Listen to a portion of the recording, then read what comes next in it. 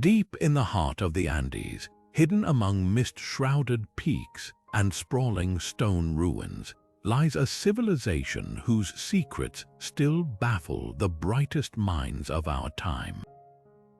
The Inca Empire, with its towering temples, precision-cut masonry, and celestial alignments that defy explanation, left behind a legacy wrapped in enigma.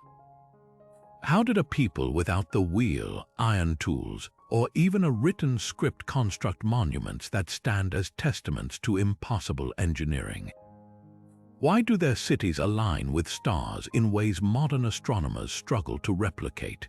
And what vanished knowledge might still lie buried beneath centuries of jungle and legend?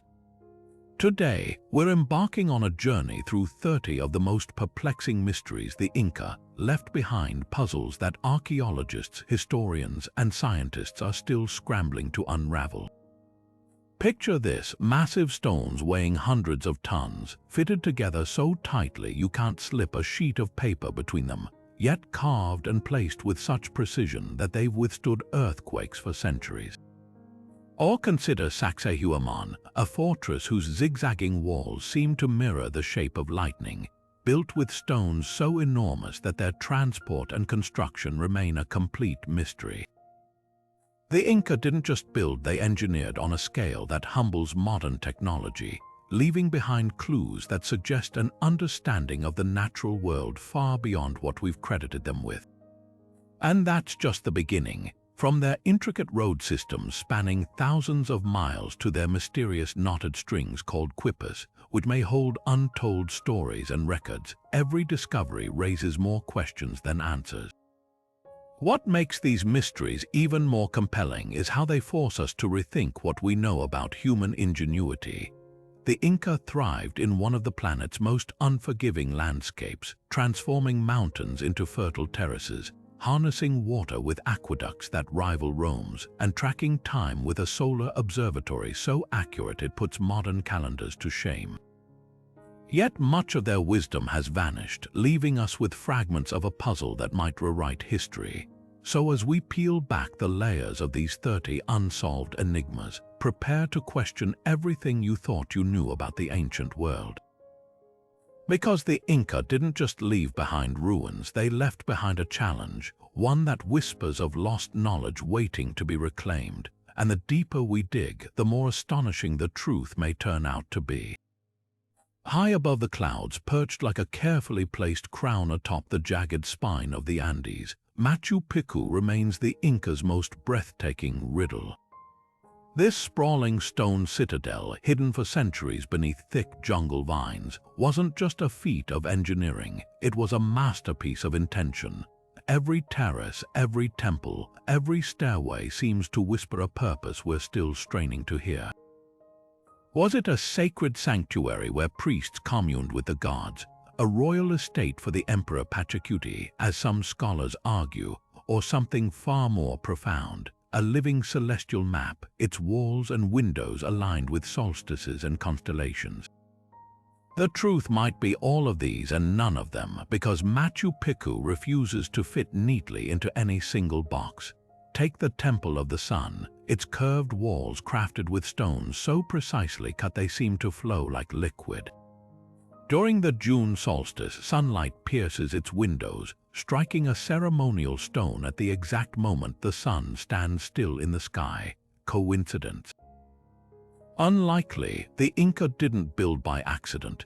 Even the city's layout mirrors the surrounding mountains in a way that suggests cosmic mimicry, as if they were trying to tether heaven and earth together in stone.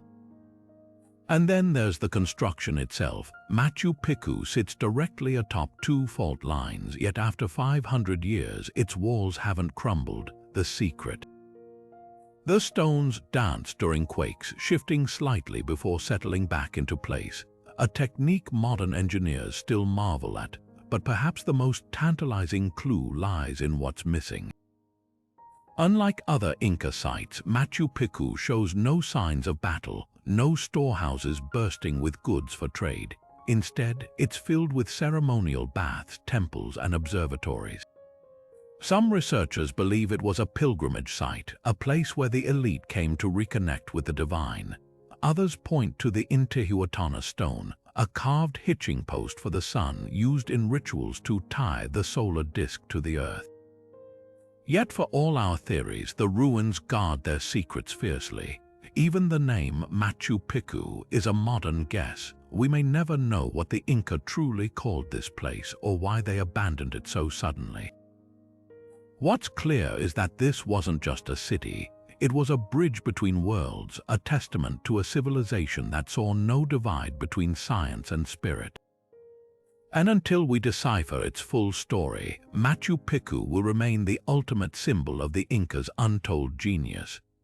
Just a stone's throw from Cusco's bustling streets, the walls of Sacsayhuamán rise like a silent testament to an engineering prowess that defies logic. These aren't just stacked stones, they're a geometric fever dream, a puzzle carved from solid rock where massive blocks, some weighing as much as 200 tons, locked together with seams so precise they seem melted into place. No mortar, no gaps, just an interlocking dance of polygonal shapes that have left archaeologists scratching their heads for centuries. How did the Inca, without the wheel or iron tools, achieve cuts so exact that modern laser scans reveal deviations of less than a millimeter? The answer might lie in techniques we've barely begun to understand. Some researchers suggest the Inca used a method called sounding stones, tapping rocks with tools to detect hidden fractures and then carving along natural fault lines. Others point to the possibility of wooden molds or even plant-based acids to soften granite surfaces, an ancient form of lost chemistry. But perhaps the most tantalizing theory involves something far simpler yet infinitely more laborious: the idea that Inca stonemasons painstakingly shaped each block by trial and error, sanding them against one another for weeks or even months until the fit was perfect. Imagine the patience required to lower a stone the size of a bus, adjust it by millimeters, lift it again, shave off a fraction more, and repeat the process until it clicked into place like a giant's jigsaw piece. And then there's the question of transport. These megaliths were hauled from quarries miles away across rugged mountain terrain. The Inca didn't have draft animals or wheels, so they likely used log rollers, ropes, and sheer human muscle, orchestrating a symphony of coordination that could move mountains, literally. But here's the twist: many of these stones aren't just stacked, they're articulated with knobs, grooves, and indentations that suggest a sophisticated seismic defense system. When earthquakes strike, the blocks shift slightly before settling back, a feature that's kept Sacsayhuamán standing while modern buildings crumble around it.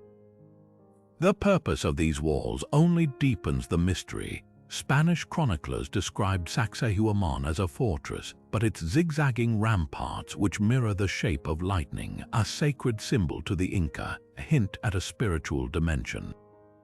Was it a temple, an astronomical observatory, or a hybrid of both? Even the name is a puzzle. Sacsayhuamán might mean satisfied falcon, but some linguists argue it's a Spanish corruption of the original Quechua lost to time. What we do know is that this wasn't just construction, it was alchemy. The Inca didn't simply build walls, they transformed stone into something alive, a fusion of art, science, and spirituality that whispers across the ages. And until we unlock their full secrets, Sacsayhuamán will remain one of history's most eloquent silent teachers. Stretching across the barren plains of southern Peru, the Nazca Lines have long captivated the world with their colossal figures, spirals, monkeys, hummingbirds, and geometric shapes so vast they can only be fully appreciated from the sky. But what if these enigmatic drawings weren't isolated creations? Emerging research reveals a startling connection. Many Inca roads built centuries later align with these ancient geoglyphs with uncanny precision, as if following an invisible blueprint. Some pathways even trace the outlines of Nazca's largest designs, suggesting the Inca might have inherited or rediscovered a lost system of knowledge. How could two civilizations separated by hundreds of years and miles have shared such a precise understanding of space and symbolism? One theory points to the sky. Both cultures were master astronomers, meticulously tracking celestial movements. The Nazca Lines are thought to align with solstices, constellations, and even underground water sources, while the Inca engineered their roads to mirror the Milky Way, calling it Mayu, or the Celestial River. Could these alignments be part of a larger, intergenerational map, a terrestrial mirror of the heavens passed down through time? Archaeologists have found that key Inca routes intersect with Nazca's most sacred glyphs at points marking solar events, hinting at a shared cosmic language. Even more intriguing, some Nazca lines function as giant sightlines, pointing toward distant mountains or water sources, features the Inca later incorporated into their own road networks. Then there's the mystery of communication. Without written language, both cultures relied on visual symbols and landscapes to convey meaning. The Inca's quipu knots and the Nazca's sprawling etchings might seem unrelated, but both could represent facets of a deeper, nonverbal system. Some scholars propose these roads and lines formed a sacred geography, a way to physically and spiritually connect sacred sites across vast distances. Imagine walking an Inca trail and realizing each turn aligns with a Nazca figure unseen but somehow felt, a hidden dialogue between earth and sky. Yet the most tantalizing clue lies beneath the surface. Recent LiDAR scans reveal subterranean channels beneath Nazca lines that match the Inca's advanced hydraulic engineering. Both cultures transformed deserts into fertile land using identical techniques, like underground aqueducts called puquios in Nazca and canats in Inca territories. This wasn't just practical, it was sacred. Water was life, and controlling it required not just skill but divine insight. Whether through inherited wisdom, independent discovery, or something more mysterious, these parallels suggest a thread of understanding woven through time, waiting to be unraveled. The truth may be lost to the ages, but one thing is clear: the Inca and Nazca weren't just building roads or drawing lines. They were encoding knowledge into the land itself, creating a language of stones and shadows that we're only beginning to decipher. And with every new discovery, the line between these civilizations blurs further, revealing a tapestry of ingenuity far richer than we ever imagined. Suspended high above the roaring Apurimac River, Sacsayhuamán sways in the Andean wind, a slender thread of woven grass connecting two worlds. This isn't just a bridge, it's a living ritual, a feat of engineering so ingenious that modern architects study it in awe. Every year, 4 Quechua communities gather to rebuild this 500-year-old marvel using nothing but iku grass and techniques passed down unchanged since the Inca Empire. No bolts, no steel, no blueprints, just hands weaving nature into a structure strong enough to withstand storms, earthquakes, and time itself. How does a bridge made of grass endure where modern materials might falter?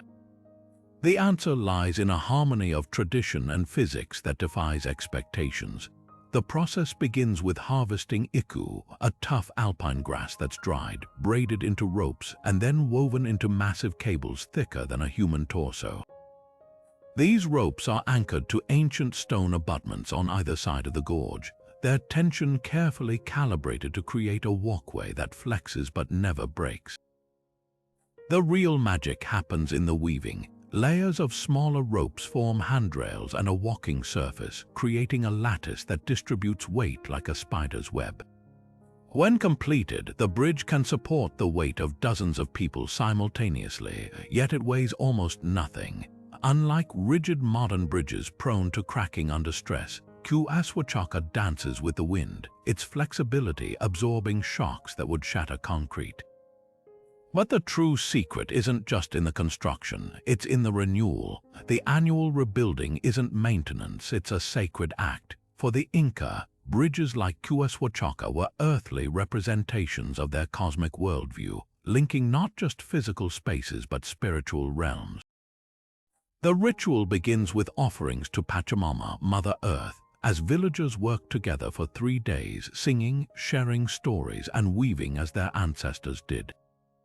Old ropes, now frayed, are cut loose and tumble into the river below, a symbolic shedding of the past. Every knot tied, every strand braided, is a prayer for balance and connection.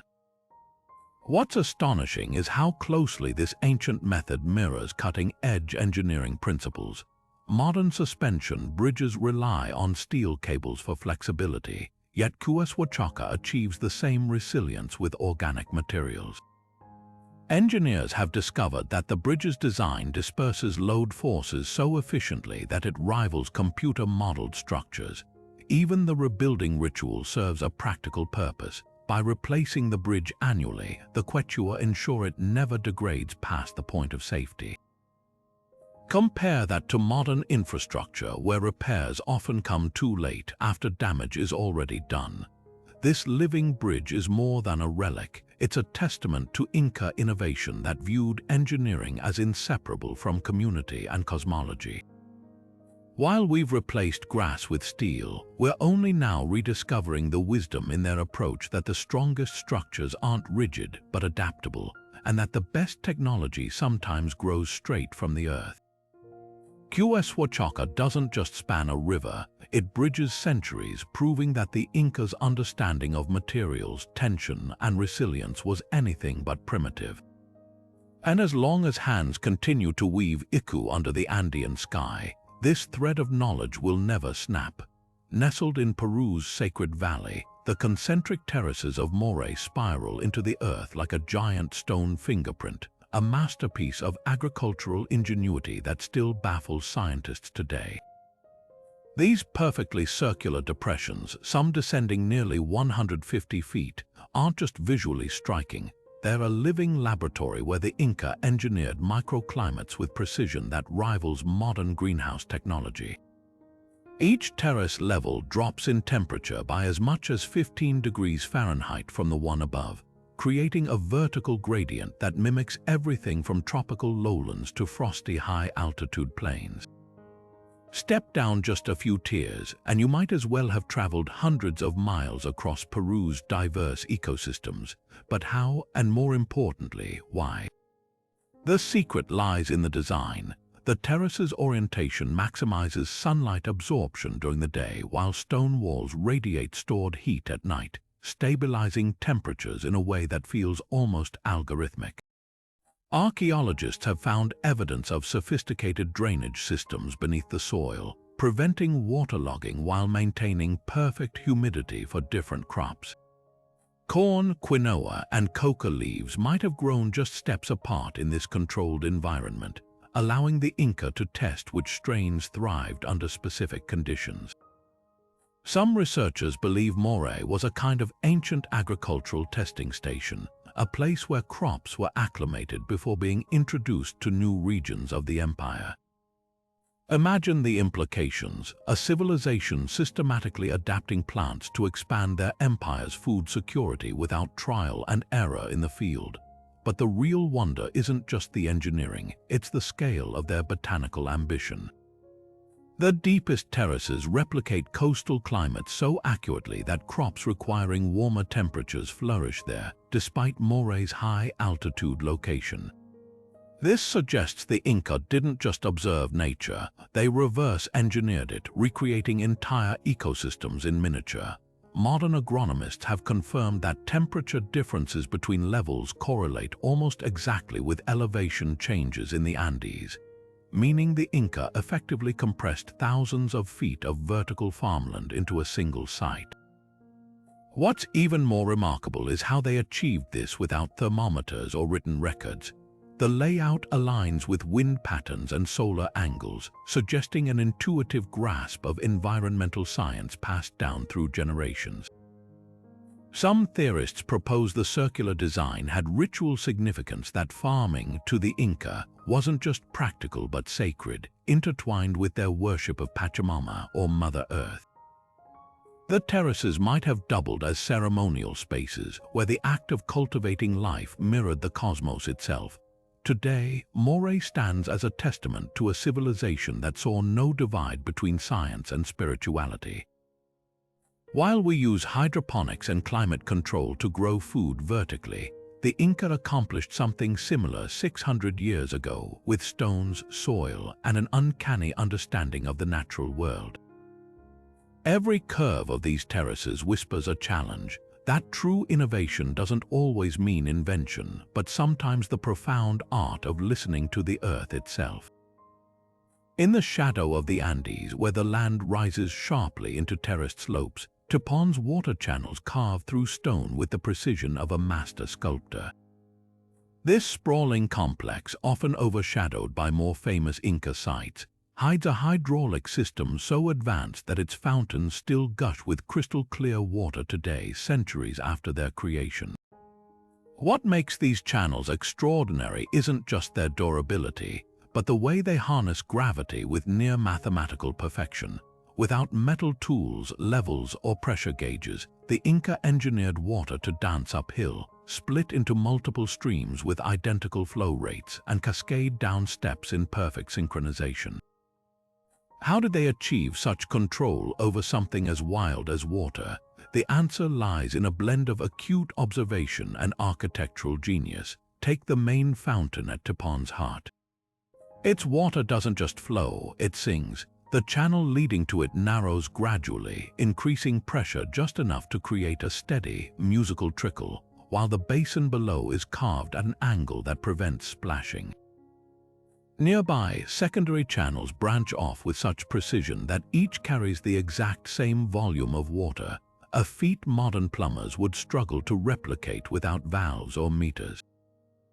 Archaeologists have discovered that the Inca used subtle inclines in their stonework, often as slight as 1 degree, to direct water exactly where they wanted it. These gradients weren't guessed, they were calculated, likely using simple tools like weighted strings or sighting rods to measure elevation over long distances. But the real marvel is how Tepon's water interacts with agriculture. Terraces fed by these channels show no signs of erosion, even after centuries of use. The Inca understood something modern engineers are only now appreciating. Water moves best when it's respected. Instead of forcing it into straight, efficient lines, they designed gentle curves that slowed currents naturally, mimicking the meandering paths of mountain streams.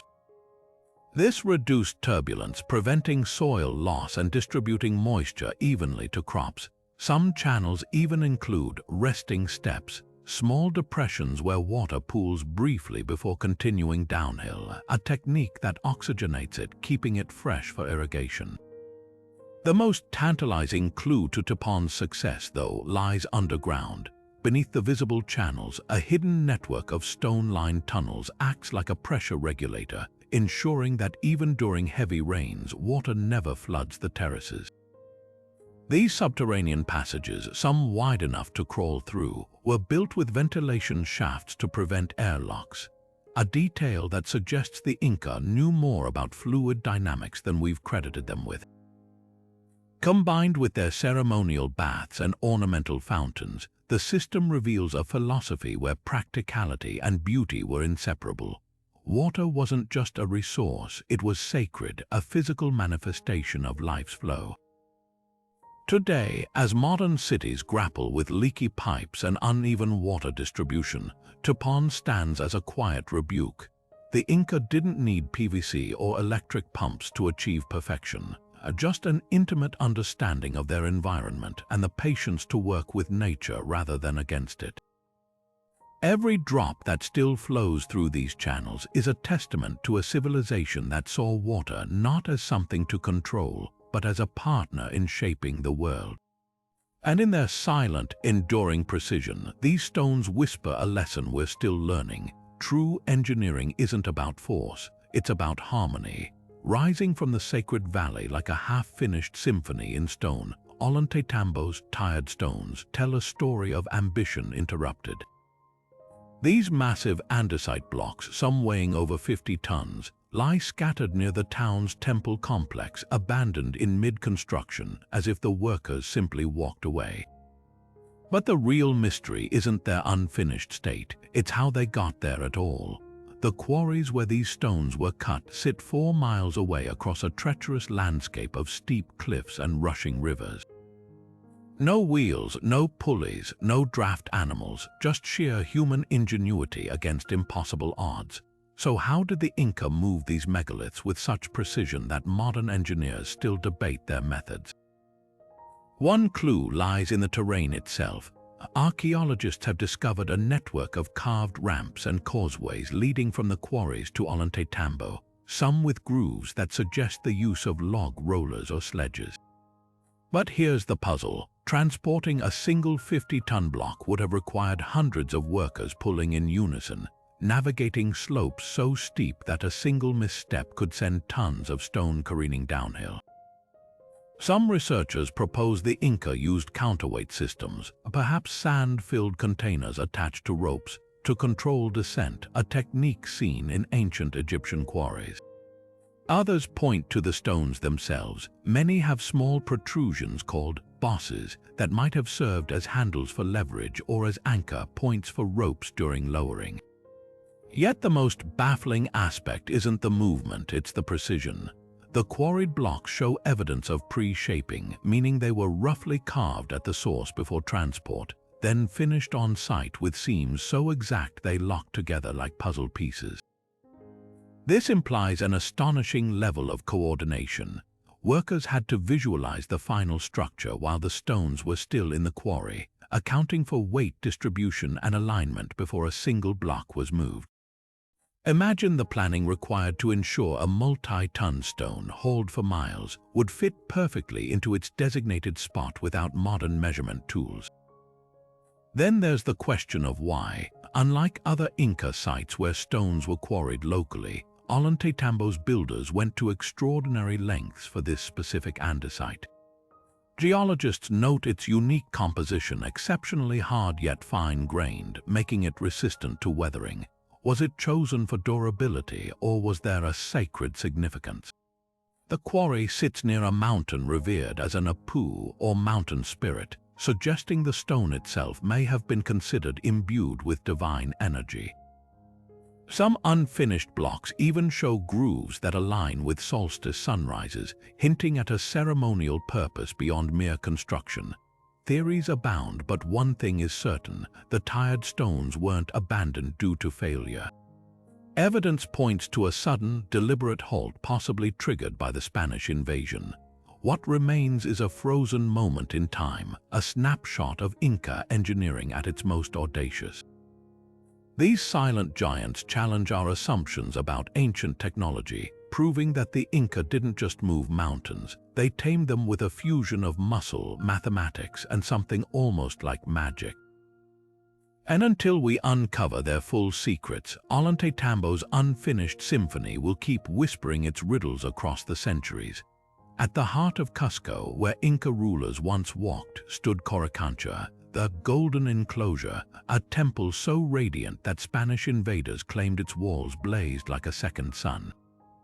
Unlike ordinary gold leaf decorations, this shrine's stones were sheathed in thick plates of solid gold, hammered so seamlessly over the masonry that when dawn light struck them, the entire interior glowed with a warm, otherworldly luminance. But the genius wasn't just in the gold's purity, it was in the angles. The temple's trapezoidal windows and doorways were positioned to catch and amplify sunlight at specific times of day, turning ordinary rays into a cascading spectacle. During equinoxes, light would pierce through these openings like laser beams, illuminating sacred idols and casting geometric patterns that crept across the floor in a deliberate celestial dance. Beyond the walls lay a garden that defied belief, a shimmering menagerie where maize stalks with golden kernels rustled alongside life-sized llamas, butterflies, and serpents, all crafted from precious metals. Spanish chronicler Pedro Cieza de Leon wrote that these creations were so lifelike. The ears of corn seemed to sway in an invisible breeze, but this wasn't mere ostentation. To the Inca, gold was the sweat of the sun, a sacred material that embodied the energy of their solar deity Inti. The garden's metallic flora and fauna weren't decorations, they were offerings, a way to capture the sun's essence and channel its vitality into the earth's fertility. What's astonishing is how little remains of this wonder today. After the Spanish looted Coricancha, they built the church of Santo Domingo atop its foundations, leaving only a few original walls as silent witnesses. Yet even these fragments hint at the temple's original brilliance. The surviving masonry shows notches and grooves designed to anchor gold plates without adhesives, an ancient form of modular engineering that allowed for easy removal and reinstallation during rituals. Archaeologists have also discovered subterranean channels beneath the temple, suggesting that water flowed through its courts, reflecting the golden surfaces to create a shimmering effect akin to liquid sunlight. The true mastery of Coricancha, though, lay in its dual purpose. By day, it was a radiant solar observatory. By night, polished silver surfaces replaced the gold's warmth with a cool lunar glow, honoring Mama Quilla, the moon goddess. This duality reflected the Incas' core belief that opposites like sun and moon, gold and silver, were not rivals but partners in balance. Today, as sunlight still catches the church's Baroque ornaments, one can almost glimpse the ghosts of those golden walls beneath, whispering of a time when architecture didn't just house the divine, it became divine. Among the towering megaliths of Sacsayhuamán, certain stones bear a peculiar secret. Their surfaces are glazed like pottery, exhibiting a glassy sheen that suggests exposure to heat intense enough to melt rock. This phenomenon, known as vitrification, has ignited fierce debates among archaeologists. Could these stones be evidence of an ancient technology capable of generating temperatures rivaling modern furnaces? Or do they hint at something even more extraordinary, a lost method of construction that harnessed energy sources we've yet to comprehend? The vitrified patches aren't random. They appear most frequently on joints between stones, almost as if heat was deliberately applied to fuse the blocks together. Laboratory analysis reveals temperatures exceeding 1,200 degrees Celsius, enough to soften granite temporarily, allowing for near-seamless bonding. Some researchers propose the Inca used concentrated sunlight, perhaps with polished bronze or gold reflectors, to achieve these extreme conditions. Others point to the region's natural deposits of quartz, which, when struck or pressured, can produce piezoelectric sparks, a primitive but effective means of generating heat. Then there's the more contentious theory, chemical additives. Ancient texts from other cultures describe mixtures of plant extracts and minerals that could lower stones' melting point. While no direct evidence survives in Inca records, traces of unusual minerals have been detected in the vitrified layers. Could the Inca have discovered a form of geopolymer, a man-made stone softened by organic compounds and then rehardened? It's a tantalizing possibility, one that would rewrite our understanding of their technical prowess. Skeptics argue the vitrification might be natural lightning strikes or prolonged wildfires could theoretically glaze stone surfaces. Yet the precision of these effects, often localized to construction seams, makes accidental causes unlikely. Even more puzzling are eyewitness accounts from Spanish conquistadors who described seeing stones that flowed like wax during ceremonies, suggesting ritual knowledge of these techniques. What emerges is a picture of Sacsayhuamán not just as a fortress but as a crucible of innovation. Whether through solar mastery, chemistry, or some undiscovered energy application, the Inca seem to have manipulated stone in ways that blur the line between myth and science. These glazed stones stand as silent sentinels of a forgotten art, one that challenges us to reconsider the boundaries of ancient engineering. High above the cloud forests of the Vilcabamba Range, where condors circle rocky spires and mist clings to the slopes like a spectral veil, Choqquequirau emerges from the wilderness, a silent sibling to Machu Picchu, yet shrouded in twice the mystery. While its famous counterpart draws millions, this sprawling citadel remains accessible only to those willing to brave a grueling multi-day trek across swinging rope bridges and crumbling cliffs. But the isolation has preserved something extraordinary. a city frozen in time where terraces cascade down mountainsides like stairways for giants, and ceremonial platforms align with constellations still untangled by modern astronomers. What makes Choqquequirau truly remarkable isn't just its scale, it's how little we've uncovered. After decades of painstaking excavation, barely a third of the site has been wrested from the jungle's grip, leaving archaeologists to wonder what other revelations lie buried beneath centuries of vines and soil. Step onto the plaza principle and the differences from Machu Picchu become startlingly clear.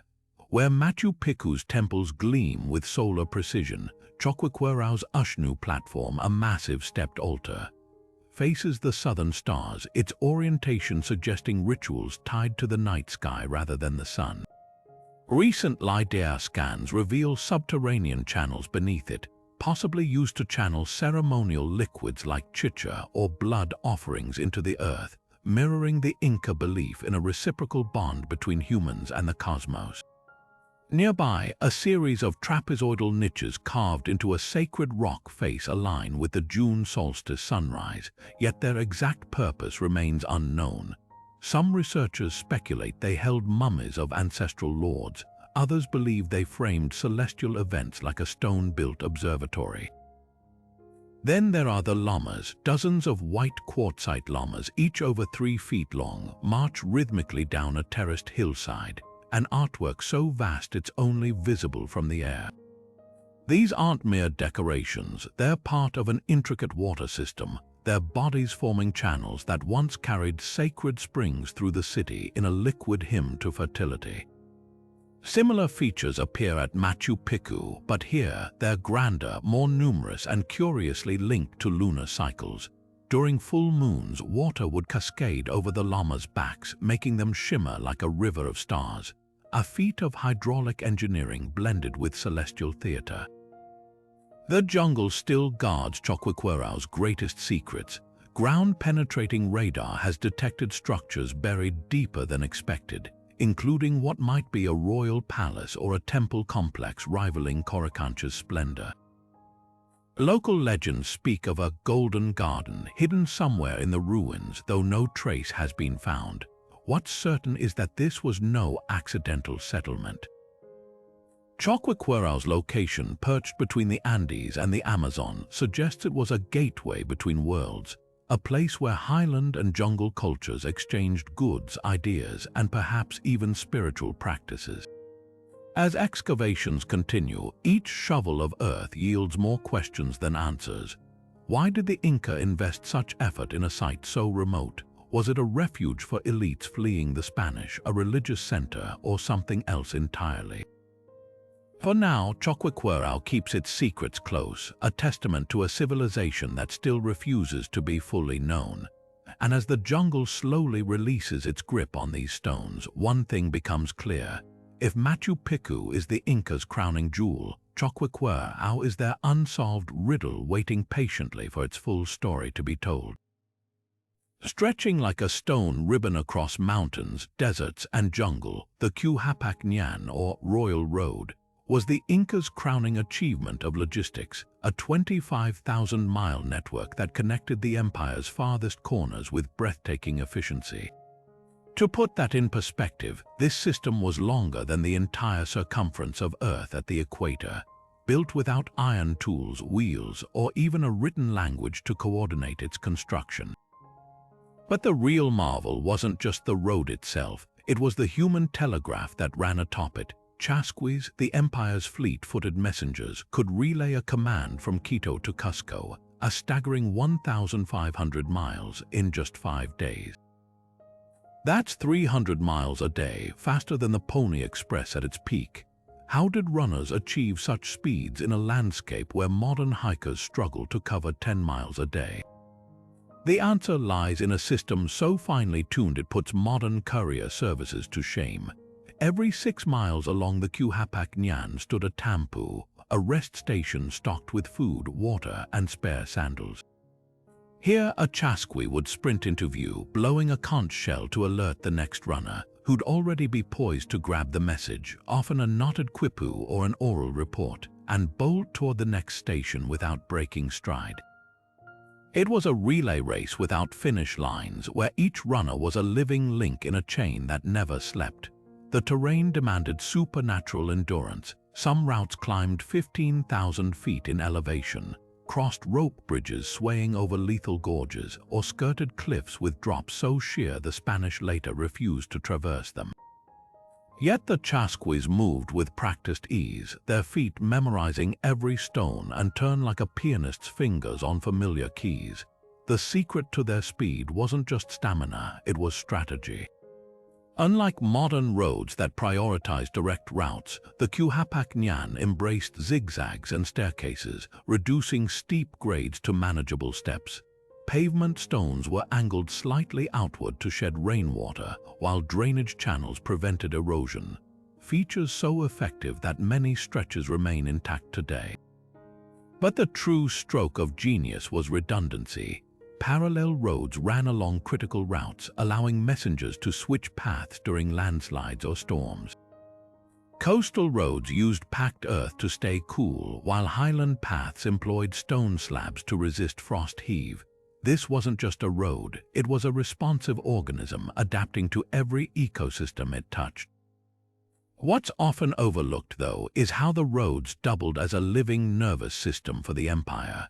Officials stationed at Tampus didn't just hand off messages, they recorded troop movements, crop yields, and tribute quotas on Quipus, creating a real-time data network.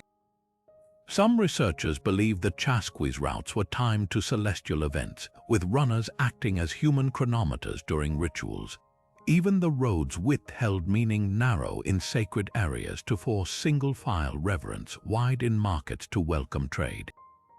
Every curve and cobblestone whispered purpose. Today, as satellites map the Sacsayhuamán's remnants from orbit, we're still unraveling its full complexity. Recent drone surveys reveal previously unknown branches leading to remote temples, suggesting the roads weren't just practical but pilgrimage routes. Other sections align so precisely with solstice sunrises that they may have functioned as giant solar calendars. The more we learn, the clearer it becomes. The Inca didn't just build roads. They wove a continent together with fiber, stone, and human will, a testament to what can be achieved when an entire civilization moves as one. And somewhere in those fading footsteps, there's a lesson about connection that our digital age has yet to fully grasp. High on the windswept plains of Bolivia, the ruins of Pumapunku stand as one of South America's most confounding archaeological puzzles. At first glance, the shattered blocks that litter this ancient site might seem unremarkable until you notice the precision. The stones, some weighing more than 100 tons, are cut with clean, geometric angles so exact they could be mistaken for modern machine work. But here's where the mystery deepens. These cuts bear an uncanny resemblance to the polygonal masonry of the Inca, despite being separated by centuries and hundreds of miles. The similarities are too striking to ignore: identical interlocking joints, the same seamless fits, even matching techniques for creating those telltale knobs used to maneuver massive stones. How could two cultures, supposedly unconnected, achieve such eerily parallel engineering? The most tantalizing theory suggests a shared technological heritage. Long before the Inca Empire rose, the Tiwanaku civilization builders of Pumapunku flourished in the same region, mastering stonework so advanced it defies conventional timelines. Some researchers propose that the Inca, as they expanded their empire, encountered these ruins and either learned from them or adopted their methods. Evidence for this lies in the sudden sophistication of Inca masonry during the reign of Pachacuti, which aligns with their conquest of Tiwanaku territories.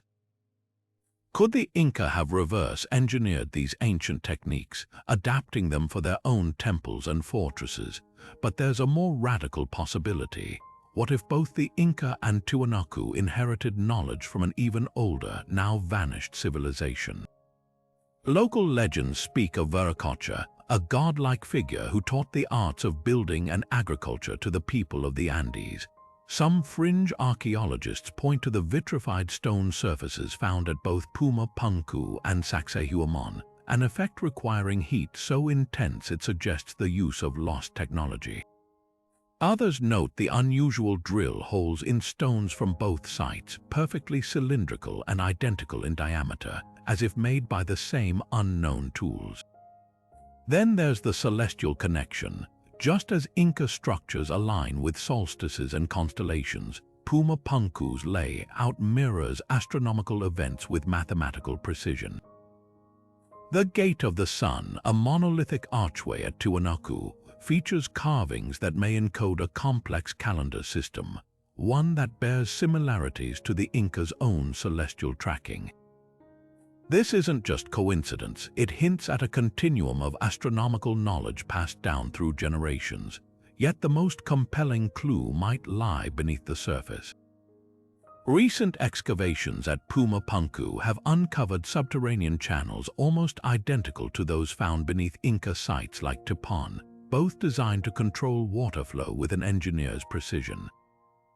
The odds of two cultures independently inventing such niche hydraulic solutions are vanishingly slim. Whether through trade, conquest, or a forgotten common ancestor, the threads connecting these civilizations are too tightly woven to dismiss. Pumapunku doesn't just challenge our understanding of the Inca, it rewrites the narrative of the entire region. Every matching groove, every aligned star, every echoing legend suggests a dialogue across time, one where knowledge didn't rise and fall in isolation but flowed like water through the veins of the Andes. And until we uncover the full story, these stones will keep whispering their cryptic kinship, daring us to listen. If you'd stood in Cusco's central plaza 5 centuries ago, surrounded by the hum of a thriving empire, you might have noticed something peculiar about the city's layout. It wasn't just built on the land, but with it. Radiating outward from the Coricancha, the golden temple at the empire's spiritual heart, stretched 41 invisible lines called secs, sacred pathways that connected hundreds of shrines, springs, and mountaintops in a vast celestial web. But these weren't arbitrary routes. Each sec was a thread in a cosmic tapestry, aligning with solstices, equinoxes, and specific constellations to form what may have been the world's largest astronomical calendar, a living map of the heavens etched into the earth itself. The precision is staggering. On the June solstice, sunlight would strike a particular shrine along the Chinchaysuyu sec line, signaling the start of the new year. During equinoxes, shadows cast by carefully placed pillars would intersect with other shrines, marking the balance between light and dark. Even the stars played their part. Certain secs aligned with the rising of the Pleiades, a cluster the Inca called Kulka, or storehouse, whose appearance in the night sky heralded the planting season. This wasn't just observation, it was integration, a way of weaving time and space into daily life so seamlessly that the sacred and practical became indistinguishable. What's truly revolutionary is how the system functioned without a single central monument. Unlike Stonehenge or the pyramids, the sec system was decentralized, its power lying in the relationships between distant points. A priest standing at one shrine could signal to another miles away using mirrored sunlight or smoke, creating a network of communication as precise as it was spiritual. Some sects even traced the paths of underground water channels, suggesting the Inca saw a literal and symbolic connection between celestial movements and earthly flows. But the system's genius didn't stop at timekeeping. The sects also organized the empire socially and politically. Each line was maintained by a different ilu or kinship group, tying community identity to cosmic duty. The shrines along the lines weren't just markers, they were offerings, small stones, shells, or even drops of blood placed to honor the harmony between humans and the cosmos. In this way, the sect system wasn't just a calendar, it was a covenant, a reminder that every action, from planting crops to waging war, was part of a larger celestial order. Today, as modern astronomers use satellite imaging to reconstruct these alignments, they're finding even deeper layers. Some sects mirror the Milky Way's position during key festivals, while others point to volcanoes or distant peaks revered as deities.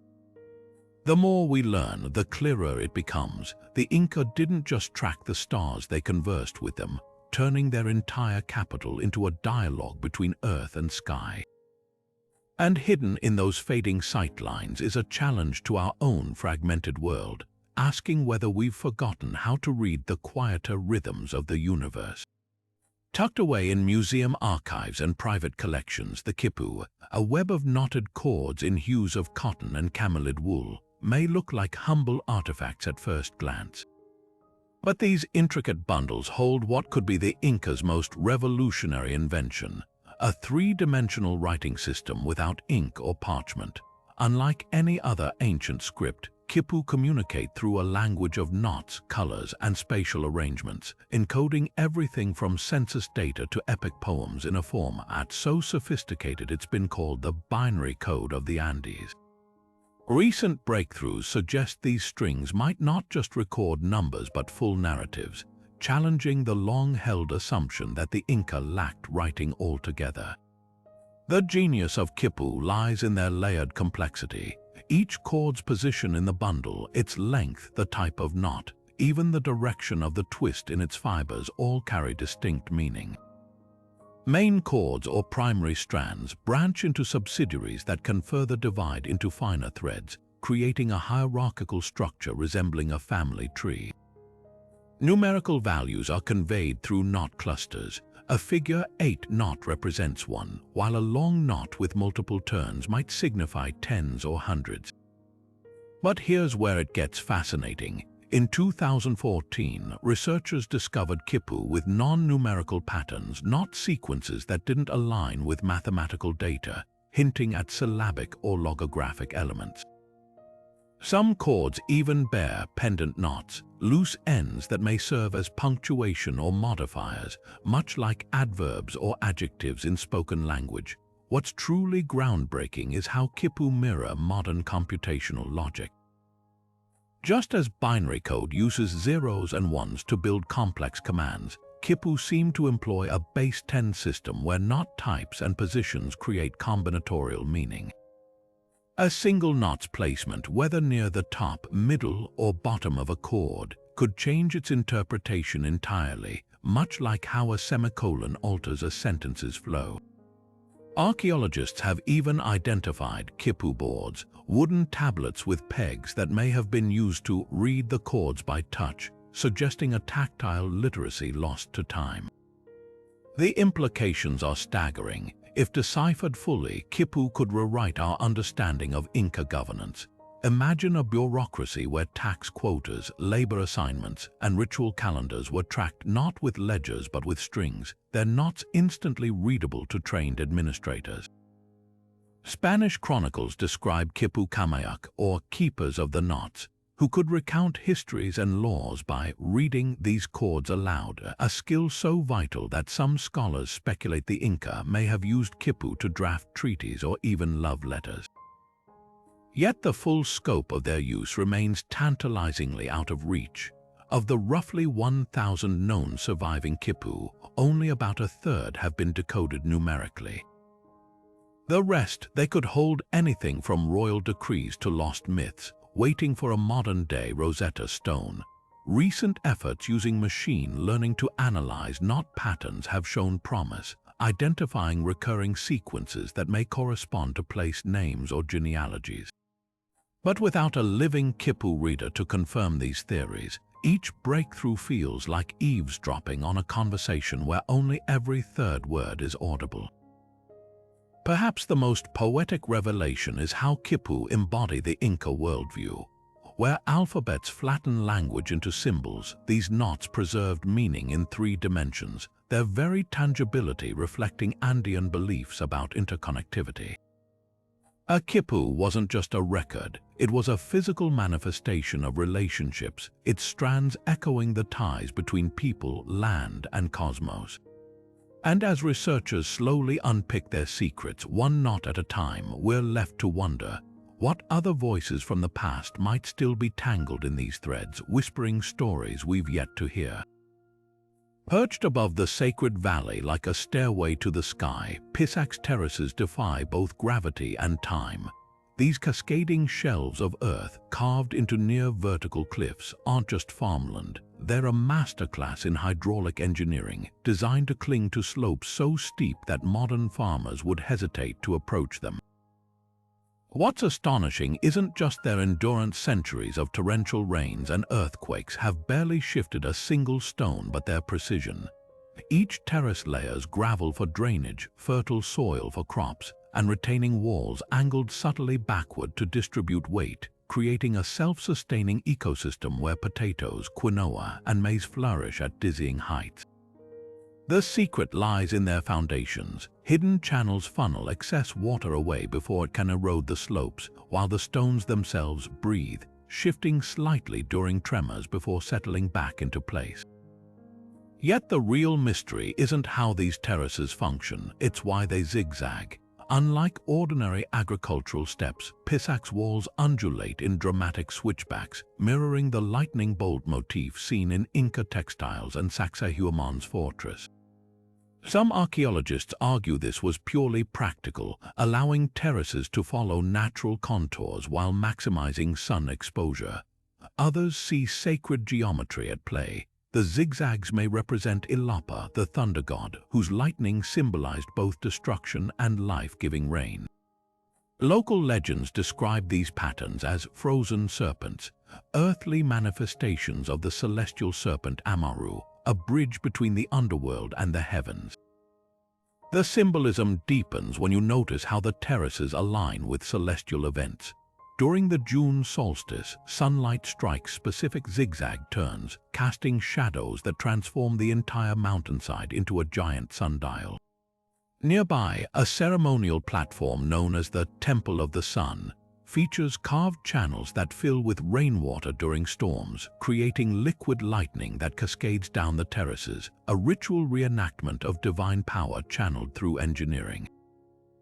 What's often overlooked is the acoustic dimension. Stand at certain points along the terraces, and your voice carries with unnatural clarity, bouncing off the stone in ways that suggest intentional sound design.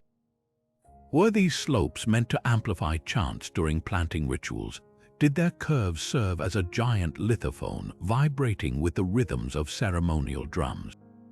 The Incas left no written explanation, but the terraces whisper hints. Embedded within their walls are occasional planting stones, rocks with hollows where farmers placed offerings of coca leaves or chicha beer, blending agriculture with veneration. Today, as archaeologists map the terraces with drones, they're discovering subterranean chambers beneath some platforms, possibly storage for sacred objects or even mummies of ancestral guardians. The more we study Pisac, the clearer it becomes. This wasn't just a farm. It was a cathedral of soil and stone where every furrow held meaning, and the act of growing food became a dialogue with the divine. And high above the valley, those zigzagging walls remain an unanswered question. Were they the Incas' prayer to the sky, written in earth and water, waiting for us to read it? To the Inca, death wasn't an end. It was a transformation, a shift in state where rulers and nobles retained their authority from beyond the grave. These weren't mere corpses wrapped in cloth. They were Malquis, preserved ancestors who continued to hold court, feasted at celebrations, and even weighed in on matters of state. The Spanish, encountering these mummies for the first time, wrote of witnessing them seated on thrones in the Coricancha, their desiccated hands clutching golden staffs, their hollow eye sockets adorned with jewels. One chronicler described Atahualpa's father, Huayna Capac, brought out during festivals as if alive, carried on a litter while attendants fanned flies from his face. This wasn't ancestor worship, it was ancestor participation. The process of becoming a Malqui was as meticulous as it was sacred. Unlike Egyptian mummies, drained of fluids and entombed for eternity, Inca mummies were freeze-dried by the Andean air, their bodies folded into fetal positions to mirror rebirth. They wore their finest textiles, their mouths sometimes stuffed with coca leaves to sustain them in the afterlife, but the true ritual began after preservation. These mummies were curated, literally kept in service.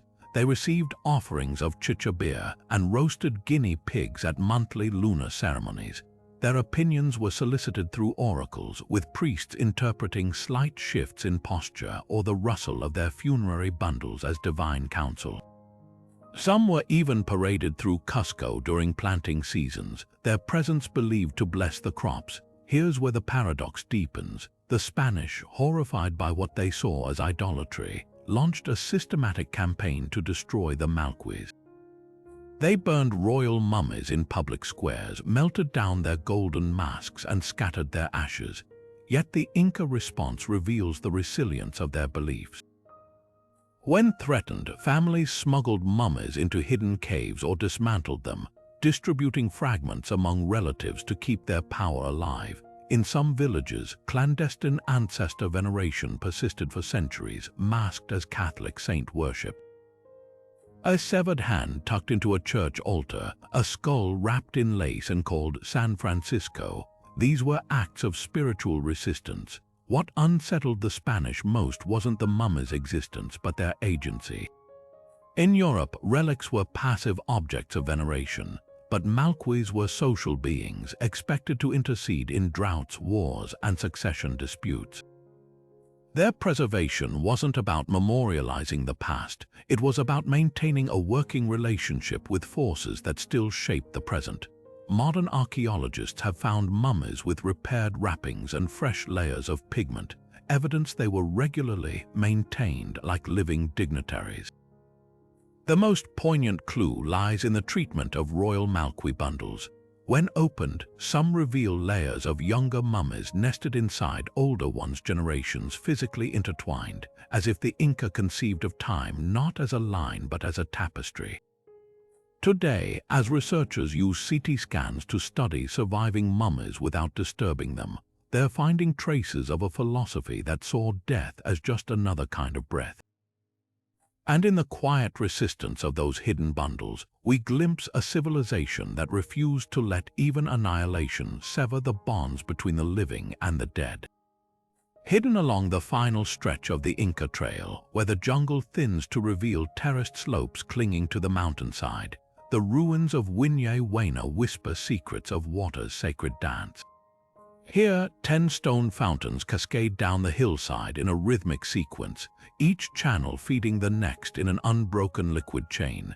But these aren't just functional water sources, they're a liquid hymn, a physical embodiment of the Incas' belief that water was the blood of Pachamama, the Earth Mother, and the mediator between worlds. The number 10 holds the first clue. In Inca cosmology, it symbolized the layers of existence from the underworld to the celestial realm, with water flowing through all. Start at the highest fountain and you'll notice something extraordinary. The water doesn't simply pour, it spirals. Carved grooves inside the stone basins create a swirling motion, mimicking the whirlpools of sacred rivers like the Urubamba. This wasn't just aesthetics. The Inca believed moving water carried kame, or life force, and the spiral intensified its power. As the water descends from fountain to fountain, it slows slightly at each level, a deliberate design choice that mirrors the journey of souls through the layers of the cosmos. By the time it reaches the 10th basin, the water is almost still, symbolizing the quiet wisdom of the ancestral realm before it vanishes into the earth to begin the cycle anew. The fountain's alignment tells another story. During the December solstice, sunlight strikes the highest fountain at dawn, creating a prism effect that casts rainbows across the lower basins. A phenomenon the Inca associated with the rainbow god Kaichai, a bridge between humans and deities. Local shamans still speak of rituals where priests would channel this light into golden bowls, creating a liquid sun, believed to heal and purify. Modern hydrologists have confirmed the engineering brilliance behind the illusion. Each fountain's lip is angled to refract light at precise degrees, proving the Inca understood optics centuries before Western science formalized the principles. But the true genius lies beneath the surface. Hidden channels connect the fountains to underground springs, maintaining constant flow even in dry seasons. These aren't passive pipes, they're hydraulic regulators with stone baffles that adjust water pressure to keep the fountains singing at a steady rhythm. Similar systems appear at Machu Picchu and Tepan, suggesting a standardized water liturgy across sacred sites. Some channels even branch to terraces where ceremonial crops like coca were grown, physically linking ritual and sustenance. What's most striking is how the fountains refuse to separate function from meaning. The same water that quenched thirst also carried prayers, its sound considered the voice of the apus or mountain spirits. To stand at Sacsayhuamán as dusk falls, hearing the overlapping murmurs of 1,000 years' worth of cascades, is to witness a philosophy where engineering and reverence were one. The fountains didn't just distribute water, they orchestrated it, turning a mountain spring into a chorus of the divine. And in their unbroken flow, they remind us that for the Inca, the sacred wasn't somewhere beyond the clouds. It was here, in every drop swirling through stone and time. At the heart of Machu Picchu's ceremonial district, the Intihuatana stone rises like a frozen bolt of lightning, its polished angles catching the sun with such precision that shadows vanish entirely during the equinoxes. These hitching posts of the sun weren't just simple sundials, they were celestial anchors designed to literally tether the solar disk during its precarious seasonal shifts. The name itself, Intihuatana, translates to the place where the sun is tied, a poetic nod to the Incas' belief that without ritual intervention, the sun might continue its southward drift into eternal darkness. But the mechanics behind these stones reveal a sophistication that borders on the mystical.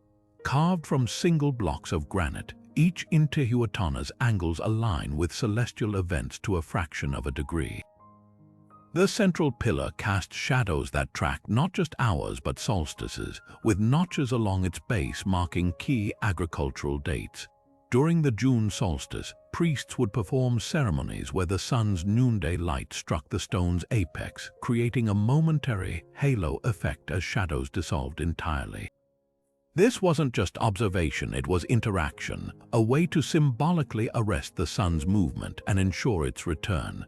Some researchers suggest the stones also functioned as seasonal calendars, with shadows creeping along carved grooves to signal planting or harvest times, but the exact calibration methods remain debated. The Inca left no written manuals, and Spanish chroniclers, dismissive of pagan rituals, recorded only fragmented accounts. The spiritual weight of these stones peaked during Inti Raymi, the festival of the sun.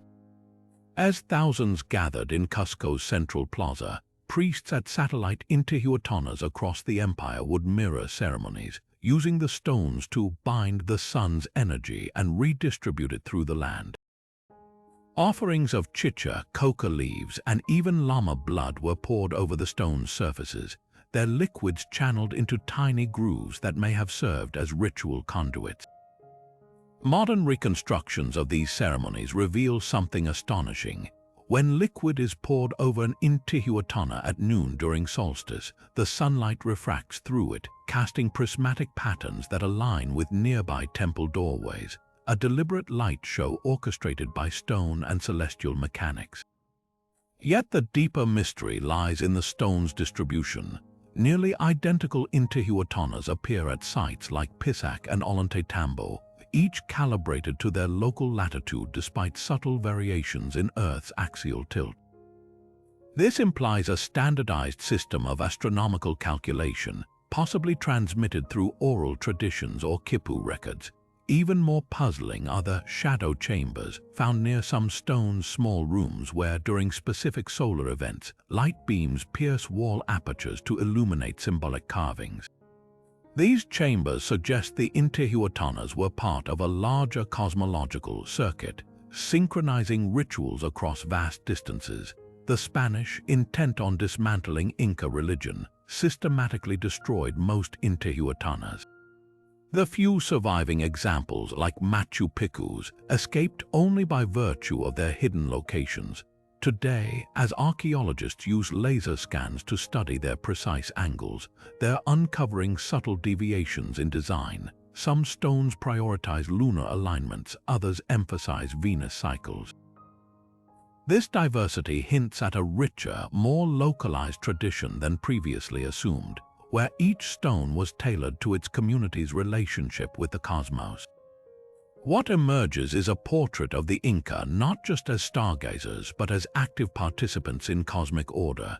The Intihuatana wasn't a passive clock, it was a tool for communion, a physical interface between humanity and the heavens. And in those fleeting moments when stone and sunlight became one, the Inca believed they weren't just measuring time, they were sustaining it. High above the sinuous curves of the Urubamba River, the ruins of Lactopota perch on a distant ridge, their crumbling walls gazing directly across the valley at Machu Picchu like an ancient conversation frozen in stone.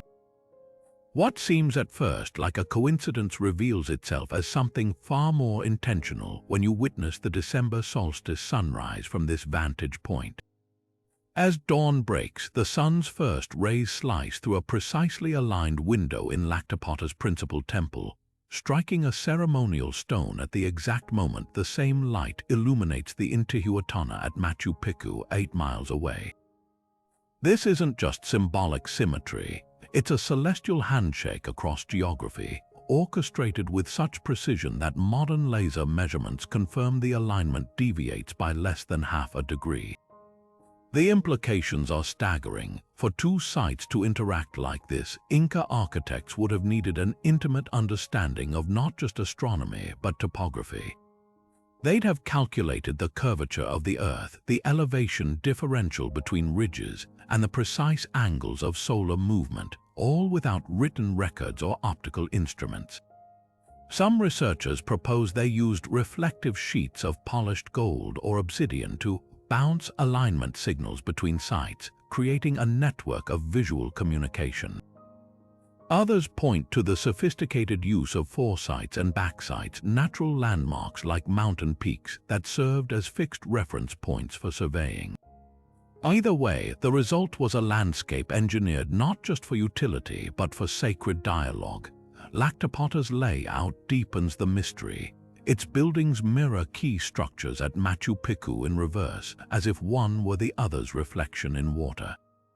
The Temple of the Sun at Machu Picchu finds its counterpart in Lactopota's circular observatory, while terraces on both sites echo each other's contours. Even the waterways align. Underground channels at Lactopota trace the same hydraulic patterns as those across the valley, suggesting shared engineering blueprints. This wasn't haphazard imitation, it was deliberate resonance, a way to harmonize 2 points in physical space as anchors for cosmic energy. The most compelling clue lies beneath the stones. Recent ground-penetrating radar has revealed a previously unknown chamber at Lactopota, positioned so that during the June solstice sunset, its entrance aligns with the sun's dying light while simultaneously framing the silhouette of Machu Picchu's sacred peak, Huayna Picchu. This creates a fleeting double alignment, celestial and terrestrial, hinting at rituals that may have involved coordinated ceremonies across the valley. Imagine priests at both sites chanting in unison as light and shadow connected their voices across the abyss. What emerges is a vision of the sacred valley not as a collection of isolated ruins, but as a living circuit board where temples, terraces, and peaks functioned like interconnected nodes in a grand cosmological machine. Lactopota wasn't just a satellite to Machu Picchu, it was its partner in a dance of stone and light, a testament to a civilization that didn't just build on the land, but wove itself into the very fabric of the earth and sky. And in those silent alignments, we glimpse an ancient truth. Distance wasn't separation, but another kind of connection. Deep beneath the mist-wrapped temples of Chavín de Huánta, an ancient labyrinth of underground galleries hums with secrets that seem to echo through Inca stonework centuries later. This pre-Inca ceremonial center, thriving over 2,000 years before the rise of Cusco, hides architectural fingerprints eerily mirrored in later Inca designs, from the precise trapezoidal doorways to the sophisticated drainage systems that whisper of shared engineering genius. The most striking parallel, Chavin's network of windowless, sound-optimized tunnels where priests once conjured thunderous echoes using hydrocaustics. Fast forward to the Inca era, and you'll find near-identical acoustic tricks in structures like the Temple of the Condor at Machu Picchu, where natural rock formations amplify whispers into ghostly bird cries. Were these similarities accidental or evidence of a sacred technology passed down through generations? The connections grow deeper in the stonework itself. Chavin's iconic Lanzon monolith, a dagger-shaped granite pillar carved with swirling deity figures, stands at the heart of a cross-shaped chamber designed to disorient worshippers, a psychological effect later replicated in the dizzying zigzag walls of Sacsayhuamán. Both cultures mastered polygonal masonry without mortar, but the real giveaway lies in the details. Chavin's builders employed the same pillow-face technique seen in Inca walls, where stones bulge slightly at the center to create an illusion of weightlessness. Even their approach to water channels matches. Chavin's underground ducts use gravity-fed angles identical to those at Tipon, suggesting either cultural borrowing or independent discovery of universal hydraulics principles. Yet the most tantalizing link isn't in stone or water, it's in the stars. Chavin's old temple aligns with the June solstice sunrise, its rays piercing a ventilation shaft to illuminate the Lanzon's snarling mouth at dawn. Centuries later, the Inca would choreograph identical light shows at Coricancha and Pisac, down to the celestial timing and symbolic interplay of light and shadow. This raises a provocative question. Did the Inca inherit a celestial playbook from Chavin's astronomer priests, or did both cultures simply respond to the Andes' stark seasonal shifts with similar solutions? The answer might lie in the quipu. Recent excavations at Chavin have uncovered early knotted cords resembling proto-quipus, hinting that the Incas' invention may have roots stretching back millennia. But here's where the story twists. Unlike the Inca, who organized their empire around solar worship, Chavin revered a panoply of jaguar-faced, serpent-coiled gods, deities conspicuously absent from later Inca iconography. This discontinuity suggests the Inca didn't merely copy Chavin. They curated its legacy, adopting engineering techniques while discarding theology. Archaeologists have found evidence of deliberate Inca pilgrimages to Chavin, where they repurposed its ruins as a kind of training ground for stonemasons. The site's granite blocks bear tool marks matching those at Ollantaytambo's quarries, as if Inca artisans practiced there before tackling imperial projects. What emerges is less a linear inheritance than a dialogue across time. The Inca didn't just appropriate Chavin's innovations, they reverse-engineered them, blending ancient wisdom with their own cosmological vision. When you stand in Chavin's circular plaza, where concentric steps mirror the Incas' agricultural terraces, or trace the celestial alignments that both cultures encoded into stone, you're witnessing something far richer than imitation. It's the persistence of genius, a testament to how the Andes mountains and stars shape minds across centuries, demanding the same architectural solutions from those who listen closely enough. And in that unbroken conversation between land and builder, we glimpse the true continuum of the Andes, not a straight line but a spiral winding ever upward. Beneath the soaring peaks of the Andes, where sunlight surrenders to damp earth and winding stone, the Inca whispered of Paititi, a kingdom of gold hidden in the very bones of the mountains. More than just a city, it was said to be a labyrinth of tunnels, chambers, and rivers, its walls sheathed in precious metals, its priests guarding knowledge too potent for the surface world. Spanish conquistadors wrote feverishly of this El Dorado of the underground, chasing rumors of staircases carved into living rock leading to a realm where trees bore golden fruit and temples pulsed with crystalline light. But what if these legends weren't mere fantasy? Modern technology is now revealing a startling truth. The Andes are honeycombed with caverns and artificial tunnels that match ancient descriptions with uncanny precision.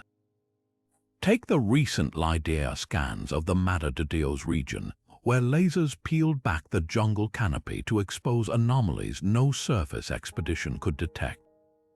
Beneath the vegetation, researchers mapped vast subterranean networks, some natural, others showing unmistakable signs of human modification. Stone-lined passages slope at precise angles, their walls bearing the same pillow-faced masonry seen in Sacsayhuamán. Ventilation shafts puncture the earth at regular intervals, mirroring the wind tunnels described in colonial accounts of Paititi's ventilation systems.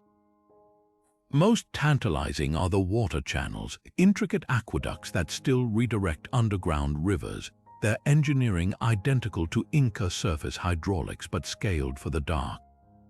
These aren't crude caves, they're built environments designed for long-term habitation. Local Quechua elders speak of these tunnels with reverence, calling them Nyan, or roads, not just physical pathways but spiritual conduits connecting sacred peaks. Some legends describe rituals where priests would descend for weeks, emerging with prophecies or cures. Could these journeys have been real? In 2019, spelunkers in the Vilcabamba Range stumbled upon a cavern containing a stone throne flanked by gold foil ornaments, its backrest aligned to catch solstice light filtering through a narrow shaft. Nearby, petroglyphs depict a city beneath a mountain, its spires mirrored upside down, as if the real Paititi lies inverted below the world we know. The logistics defy imagination. Without electric light, how did the Inca navigate and work in such depths? Archaeologists point to reflective mica sheets found in tunnel sites which could have bounced torchlight for miles. Other theories suggest bioluminescent fungi or polished mineral veins used as natural guide rails, but the most compelling evidence comes from the tunnels themselves. In certain chambers, acoustics are so finely tuned that a whisper at one end reverberates as a clear voice at the other, an auditory trick possibly used for communication or ceremonial chanting. The question remains, why build down when the Inca mastered the heights? The answer may lie in their cosmology.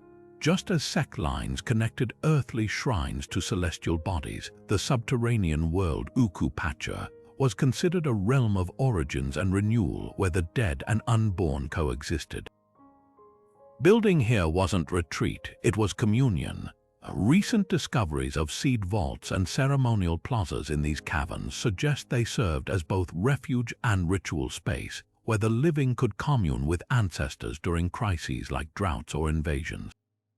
As drones and ground-penetrating radar unveil more of this hidden world, one thing becomes clear: the Inca didn't just occupy the land, they wove themselves through it, from cloud-swept temples to luminous depths, turning the entire Andes into a living map of their beliefs. Whether Paititi's golden halls await discovery or persist as metaphor, the tunnels beneath our feet whisper a truth far richer than treasure. They are the veins of a civilization that saw no divide between earth and sky, between the seen and the unseen. And in their darkness, light still stirs. Rising from the high plains like a sentinel of forgotten gods, Rakchai's temple of Viracocha defies both time and tectonics with its towering adobe walls, some stretching 12 meters skyward, their sheer scale dwarfing visitors even in ruin. What remains today is but a skeleton of the original structure, yet even these fragments whisper of engineering brilliance. The temple's most striking feature isn't just its size, but its duality. Twin roofs once spanned the central nave, supported by a line of mammoth columns that stood like silent giants. These weren't mere decorative pillars, they were seismic shock absorbers, their trapezoidal bases and strategic spacing designed to dissipate earthquake forces long before modern engineers coined the term base isolation. Walk the length of the ruin and you'll notice subtle clues to its resilience. The walls taper slightly inward as they ascend, a technique that lowers the center of gravity while creating a self-bracing effect. Adobe bricks, often dismissed as primitive, were reinforced with iku grass fibers, a natural rebar that allowed the structure to flex without fracturing. Even the dual roof design served a purpose beyond grandeur. By separating the weight load across two independent systems, the Inca ensured that if one section collapsed during a quake, the other might survive. Modern simulations show this configuration could reduce structural stress by nearly 40%, a revelation that's inspired contemporary architects studying traditional Andean techniques. But the true genius lies in the temple's alignment. The central avenue points toward the snow-capped peak of Quincacata, a mountain revered as an Apu or deity. During the September equinox, sunlight streams through the ruin's western gate, casting a beam that bisects the temple's axis, a solar marker that may have synchronized rituals with agricultural cycles. Nearby, rows of circular kolkhoz storehouses demonstrate another innovation. Their ventilated bases and parabolic shapes maintained stable temperatures for storing quinoa, chuño, and other staples, proving Rakchai was as much a logistical hub as a spiritual one. The temple's namesake, Viracocha, adds another layer of mystery. As the creator god who shaped the world and then walked into the Pacific, his cult demanded architecture that mirrored cosmic order. Spanish chroniclers described gold-clad statues and a sacred garden within the temple's precincts, but the most intriguing relic is a small, trapezoidal window in the eastern wall. Unlike other Inca structures where such windows align with solstices, this one frames the rising of the Pleiades, a celestial event marking the planting season. It's a detail that suggests Rakchai wasn't just built to withstand earthquakes, but to commune with the forces that shaped them. Today, as engineers pore over Rakchai's blueprints, they're uncovering principles that challenge modern construction dogma.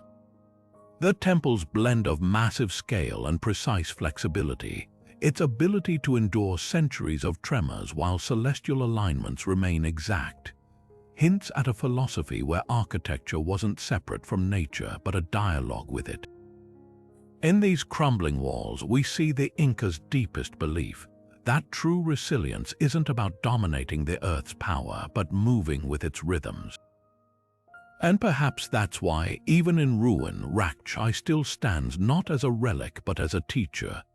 Towering above the sacred valley, the glacial peaks of Salcantay pierce the sky like frozen titans, their ice not merely water frozen in time, but living entities in the eyes of the Inca.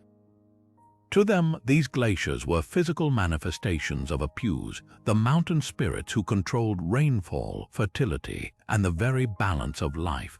Salcantay's ice wasn't just a resource, it was a divine being, its slow melt feeding rivers that snaked through terraces and cities below. The Inca understood what modern science now confirms. Glaciers are the Andean world's circulatory system, and their disappearance meant more than ecological loss. It was the unraveling of a cosmic covenant. Rituals at Salcantay's base were acts of reciprocity. Priests would ascend to the snowline during the full moon, offering finely woven cloth, coca leaves, and even sacrificed llamas to the ice, believing these gifts would ensure the glacier's continued breath. Spanish chroniclers recorded ceremonies where participants collected meltwater in golden cups, chanting as the liquid transformed into silver threads under starlight, a symbolic return of the mountain's essence to the earth. Modern hydrologists have found traces of these rituals in ice cores, layers of coca pollen and ash from ceremonial fires preserved for centuries, marking droughts or particularly sacred years. The engineering mirrored the spiritual. Inca hydraulic systems leading from Salcantay's runoff channels reflect an almost prophetic understanding of water conservation. At Moray's circular terraces, for example, underground channels redirected glacial melt to create microclimates, while at Tipon, stone conduits slowed the water's descent to prevent erosion. This wasn't just practical, it was liturgical. By controlling the flow, the Inca weren't just irrigating crops, they were orchestrating the Apu's liquid voice, ensuring its blessings reached every field and household. Today, as Salcantay's glaciers retreat at alarming rates, Quechua elders speak of the mountains turned back, a belief that the spirits withdraw when neglected. Climate scientists note the heartbreaking symmetry. The very glaciers once honored as deities now vanish, taking with them the water sources the Inca so meticulously cherished. Yet in remote villages, offerings still appear at the edges of shrinking ice fields, small bundles of herbs, whispered prayers. These acts aren't superstition, they're a continued dialogue with the land, one that modern conservationists are beginning to heed.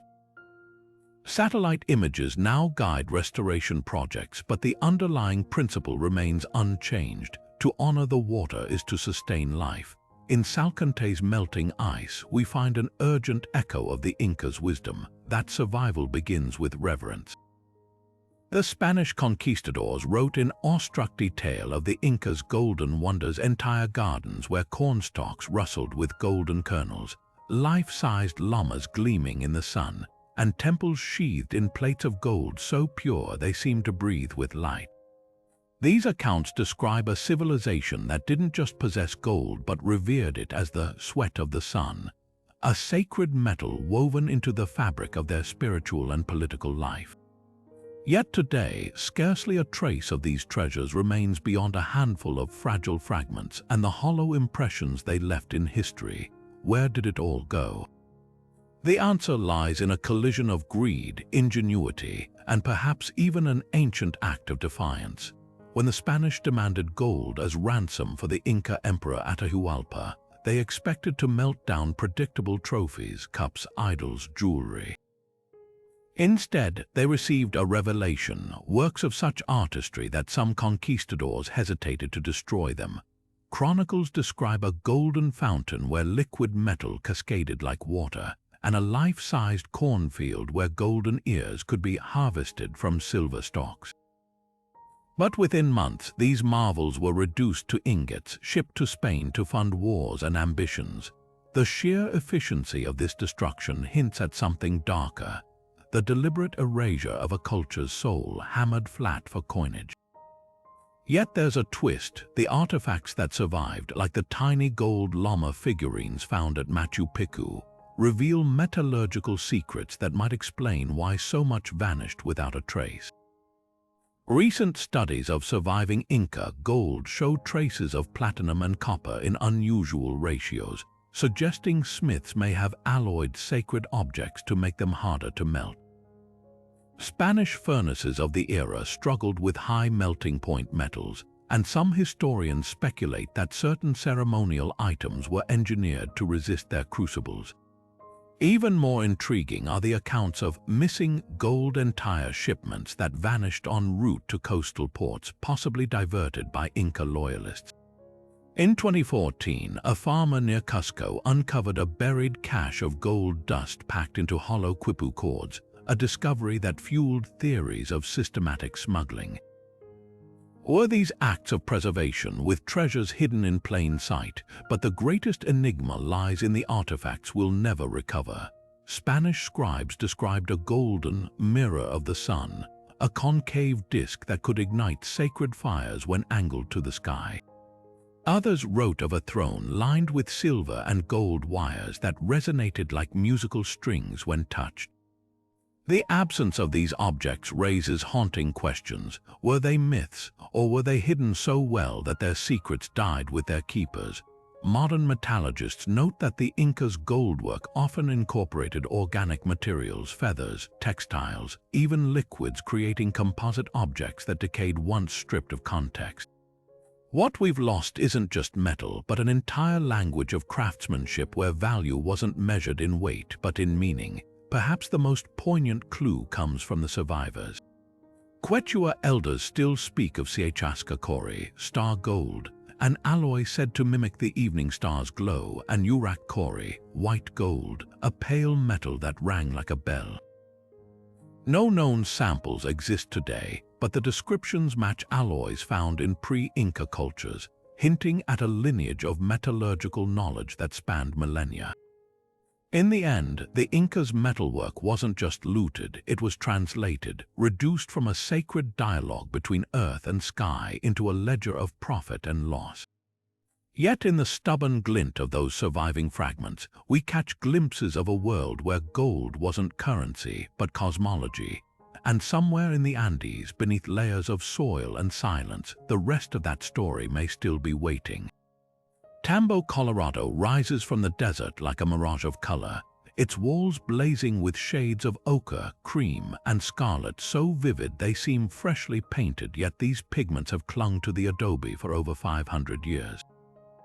In a region where most ancient murals fade to dust within decades, this Inca administrative center's enduring palette is a scientific riddle wrapped in artistic genius. The secret lies not just in the pigments themselves, but in the alchemy of their application. Archaeologists analyzing the walls discovered something extraordinary. The colors weren't merely painted on, they were baked into the very fabric of the building. The Inca mixed their pigments with plant resins and mineral binders, then applied them in thin layers during the cool desert nights, allowing each coat to cure slowly in the dry air. This process created a chemical bond with the adobe, turning the surface into a single, unified skin of color and clay. The choice of hues wasn't arbitrary. Red, derived from iron-rich hematite, mirrored the blood of sacrifice and the vital force of life. White, made from kaolin clay, symbolized purity and the snow-capped apus or mountain spirits. Yellow ochre, scraped from desert deposits, echoed the glow of Inti, the sun god. But what's truly remarkable is how these colors were distributed. The brightest reds concentrate around doorways and ceremonial spaces, acting as visual markers for hierarchy and ritual. Walk through the site today, and you can still trace the logic of power in pigment. The deeper the red, the more sacred the space. Even more fascinating is how the walls adapted to their environment. The pigments contain microscopic quartz particles that reflect UV light, acting as a natural sunscreen to prevent fading. In areas exposed to the harshest sunlight, the Inca added mica flakes to the paint, creating a subtle shimmer that scattered heat and reduced surface cracking. Modern conservators have tried to replicate these formulas, but the original mixtures remain unmatched in durability. Some researchers speculate the paints may include organic additives, perhaps cactus sap or fermented plant extracts, that gave them elastic properties to withstand the desert's extreme temperature swings without flaking. The real revelation came when drones equipped with multispectral cameras mapped the site. Hidden beneath the visible colors were ghostly traces of lost designs, faded geometric patterns suggesting the walls originally bore intricate murals that time has nearly erased. These motifs align with celestial events. One section, now just a faint shadow, once formed a complete solar calendar when illuminated during solstice sunrises. The building itself becomes a canvas for light and shadow, its colors changing tone as the sun arcs across the sky, shifting from fiery orange at dawn to a deep burgundy at dusk. What makes Tambo, Colorado's colors truly timeless isn't just their physical resilience, but their cultural intentionality. These weren't mere decorations, they were a language. The hues communicated status, function, and cosmology to a largely illiterate populace. A red wall wasn't just red, it was a boundary between the mundane and the divine. A white stripe wasn't just paint, it was a river of ancestral memory. In a land where the desert bleaches history to monochrome, the Inca engineered their legacy to endure, shouting across centuries in a chromatic dialect we're only beginning to comprehend. And as the afternoon light sets those ancient walls aflame once more, you realize this isn't just pigment on clay, it's the empire's heartbeat still pulsing in polychrome. High on the windswept plains north of Cusco, the terraced slopes of Chinchero glow with an otherworldly brilliance when rainstorms pass, the sunlight fracturing into spectral bands that arc across the valley as if the land itself were conjuring rainbows. Local legend insists this is no accident of nature, but the lingering presence of Kaichai, the rainbow deity said to have been born here when the first light struck the tears of the earth. The Inca revered this phenomenon as divine embroidery, weaving the heavens and earth together in vibrant threads. Step inside the town's colonial church, built deliberately atop the ruins of an Inca temple, and you'll witness an architectural echo of that belief. Sunlight streaming through antique glass panes casts liquid prisms that dance across walls once painted with celestial murals. This isn't mere refraction, it's sacred theater, a fusion of indigenous cosmology and colonial imposition that still vibrates with meaning. The church's strategic placement reveals the depth of this symbiosis. Its foundation stones are repurposed Inca masonry, some still bearing carved serpents and pumas where Christian saints now stand. During the June solstice, light pierces a rose window installed by Spanish priests only to align perfectly with an original Inca sun marker beneath the altar, a hidden nod to the site's solar origins. Even the rainbow effect may be more than happy coincidence. Recent spectrographic analysis of the church's glass reveals traces of zinc and copper in the panes, materials the Inca used in ritual mirrors to refract light during ceremonies. Were colonial artisans unknowingly recreating ancient optical technology? Oral histories tell of Chinchero's pre-Inca past, when local myth claims a sacred spring here birthed the first rainbow after a great drought. The Inca expanded this lore, constructing a temple where priests channeled prismatic light through polished gold plates to stitch the sky to the earth during droughts. Spanish chroniclers dismissed these accounts as pagan fantasy, until modern archaeologists uncovered a network of quartz-lined channels beneath the church, designed to redirect rainwater into precise arcs. On certain mornings, when moisture clings to these channels, the effect reappears. Miniature rainbows materialize along the church floor, tracing paths to buried ceremonial stones. The true genius of Chinchero lies in its resilience. Despite colonial efforts to overwrite indigenous beliefs, the land itself seems to insist on remembrance. Farmers still leave offerings of multicolored thread at the spring, a silent tribute to Kaichai. The church's caretakers, though devoutly Catholic, preserve the glass panes with reverence, their origin story now blurred into local folklore. Even the town's famed weavers perpetuate the metaphor, their textiles alive with rainbow motifs said to carry the deity's blessing. Standing at dusk when the last light fractures through the Andes mist, you realize Chinchero's magic isn't just in the legends, it's in the living dialogue between stone and light, a conversation that refuses to end. Perched like a sentinel above Machu Picchu, Huayna Picchu's rugged slopes guard one of the Inca's most enigmatic sanctuaries, the Temple of the Moon. To reach it, you must navigate a treacherously narrow path that clings to the mountain spine, where one misstep could send you tumbling into the abyss. But those who brave the ascent are rewarded with a sight few ever witness: a cavernous shrine carved directly into the living rock, its shadowy interior dotted with altars so precisely shaped they seem molten rather than chiseled. This isn't just a temple, it's a portal to the underworld, a place where the Inca blurred the line between architecture and geology.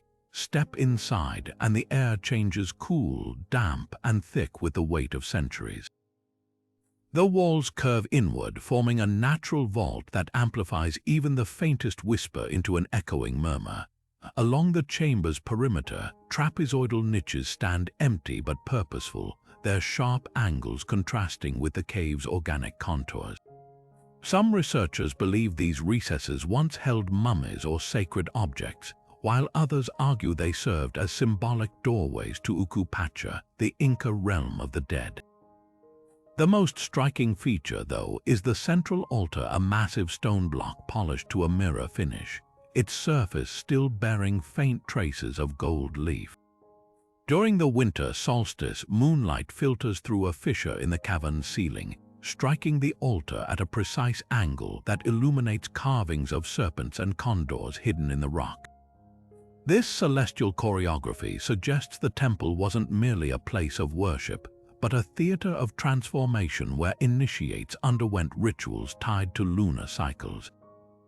The temple's location deepens the mystery. Unlike most Inca shrines which face the rising sun, this one orients toward the setting moon, its entrance aligned with the June solstice sunset. Local Quechua elders speak of ceremonies where priests, painted with silver mica to mimic moonlight, would guide acolytes through trials of endurance and vision quests in the cavern's labyrinthine side chambers. Hidden within these passages, archaeologists have found small stone cups stained with traces of ayahuasca and tobacco, potent entheogens used to bridge the human and spirit worlds. The walls nearby bear petroglyphs of spirals and concentric circles, symbols found in shamanic traditions across the Americas, hinting at a knowledge system far older than the Inca themselves. But the true revelation lies beneath the temple. Recent LiDAR scans reveal a network of previously unknown tunnels snaking downward into the mountain's heart, their walls lined with quartz veins that glow faintly when struck by light.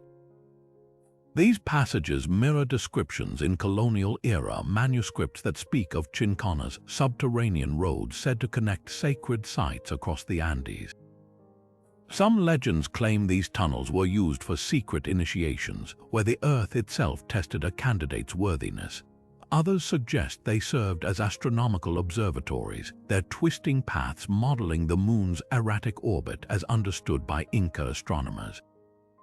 Whatever their purpose, one thing is clear: the Temple of the Moon wasn't built to be seen. It was built to reveal to those willing to descend into darkness in search of light. Standing in that silent cavern, with the mountain's weight pressing down and the ghosts of old rituals clinging to the air, you realize this place was never meant for answers. It was designed to provoke questions about the cosmos, the soul, and the untapped potential of human perception. And as the moon rises over Huayna Picchu, casting its pale glow through the temple's hidden apertures, the stones seem to whisper that some mysteries aren't meant to be solved, only witnessed. Beneath the soaring stone walls of Machu Picchu, in the pockets of laborers hauling 100-ton blocks and the pouches of relay runners sprinting across mountain passes, lay the secret to the Inca's superhuman endurance, the humble coca leaf. To the untrained eye, it was just a green scrap of vegetation, but to the empire's builders, it was cuca, the divine stimulant, a plant so potent it could silence hunger, mute pain, and sharpen focus for days on end. Workers chewing coca during marathon construction sessions reported feeling neither fatigue nor thirst, allowing them to sustain backbreaking labor in oxygen-thin altitudes where outsiders gasped for breath. Spanish chroniclers witnessing this phenomenon scribbled shocked accounts of men moving mountains, as if possessed, their jaws working rhythmically on wads of leaves that seemed to transmute into raw energy. Yet coca's role extended far beyond physical stamina. Woven into the fabric of Inca spirituality, the leaf was a sacrament, a bridge between worlds. Priests burned coca in ceremonial fires to read the future in its crackling sparks, while shamans brewed it into teas for visions. During the annual Q-Hapak Remi festival, the emperor himself would offer golden coca leaves to the sun god in Tai, their serrated edges glinting like miniature solar rays. The plant's very biology mirrored Inca cosmology. Its alkaloids, they believed, were concentrated sunlight trapped in organic form, a gift from the heavens to sustain earthly life. Even the harvesting ritual was sacred. Coca fields were tended in silence at dawn, the plucking of each leaf accompanied by whispered prayers to Pachamama, the Earth Mother. This reverence made the Spanish crackdown all the more brutal. Recognizing coca's power to unify and energize indigenous resistance, colonial authorities banned its use outside forced labor in silver mines, the one context where its stamina-boosting properties served their greed. Church edicts condemned coca as the devil's herb, claiming it enabled communication with pagan spirits. In a cruel twist, the same leaves that fueled the empire's construction were now weaponized to fuel its destruction, doled out to mine slaves to prolong their suffering. But the Inca refused to relinquish their sacred plant. In hidden Huaca's shrines, priests continued to administer coca rites, disguising them as Christian prayers. Farmers buried stashes of seeds in remote valleys, safeguarding genetic lineages that survive in today's Andes. modern science has since decoded why coca defied Spanish attempts to suppress it. The leaf's alkaloids, particularly cocaine, do more than suppress appetite. They enhance oxygen uptake in blood, a literal lifesaver at altitude. Its calcium and fiber content made it a nutritional stopgap during famines, while mild numbing properties eased the aches of manual labor. But perhaps the most profound revelation lies in recent ethnobotanical studies: coca's psychological impact. When chewed traditionally with an alkaline lipped or paste to activate its compounds, it produces not euphoria but calm clarity, a state the Inca harnessed for everything from architectural precision to diplomatic negotiations. The plant's legacy is etched into the landscape. Terraces at sites like Moray show evidence of experimental coca cultivation, their microclimates fine-tuned to maximize alkaloid content. Even the quipu, those knotted accounting cords, may hold untold references to coca distributions, their numeric codes awaiting full decipherment. Today, as archaeologists uncover coca residues in ancient chewing cud and trace its iconography on pottery, one truth becomes undeniable: the empire wasn't just built on stone, but on the leaves that made the impossible achievable. And in the quiet defiance of every Andean farmer still tending coca under the watchful eyes of Apus, the spirit of that covenant endures. From the celestial alignments of Machu Picchu to the shadowed passages beneath Sacsayhuamán, the Inca Empire's 30 greatest mysteries aren't just puzzles, they're portals. Each unsolved riddle, whether it's the vitrified stones that defy explanation or the golden treasures that vanished without a trace, forces us to confront a startling truth: history's boundaries are far more fluid than we've been taught. These enigmas aren't gaps in our knowledge, they're evidence of a civilization that mastered engineering, astronomy, and spiritual artistry with tools and techniques we're still struggling to comprehend. Take the precision of their masonry stones, fitted so perfectly they've withstood centuries of earthquakes, yet carved without iron tools. Or consider their hydraulic systems where water obeyed human will, flowing uphill through hidden channels with the grace of a whispered secret. Even their communication transcends time: quipu knots that may encode entire epics, roads that doubled as celestial maps, and temples that transformed sunlight into sacred theater. Every mystery we've explored isn't just a question mark. It's an invitation to expand our understanding of what ancient cultures were capable of achieving. What makes these riddles so compelling is how they resist easy categorization. The Inca didn't separate science from spirituality, art from engineering, or even life from death. Their mummies held court, their bridges were rebuilt as living rituals, and their terraces turned agriculture into a dialogue with the divine.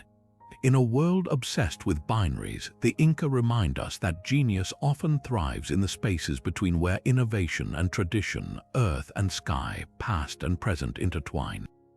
But the most thrilling part: this story isn't finished. Archaeologists are still brushing dust from undiscovered chambers, linguists edge closer to decoding quipus, and satellite imagery reveals lost cities beneath the jungle's green veil. Every year, new pieces of the puzzle emerge, challenging what we thought we knew. Perhaps you'll be the one to spot a pattern in the Nazca Lines that others missed, or hear a whisper of meaning in the wind tunnel acoustics of an Inca shrine. The conversation doesn't end here, it's waiting for your voice. So whether you're dreaming of trekking the Inca Trail, deciphering quipu patterns from archival photos, or simply marveling at the ingenuity of a people who shaped mountains, remember, these mysteries aren't relics. They're alive, pulsing with questions that refuse to settle into easy answers. Share your theories, debate the possibilities, and if you ever find yourself standing in the shadow of Huayna Picchu or tracing the grooves of a tired stone at Ollantaytambo, listen closely. The past has a way of speaking to those who are willing to hear, and who knows, the next great discovery might just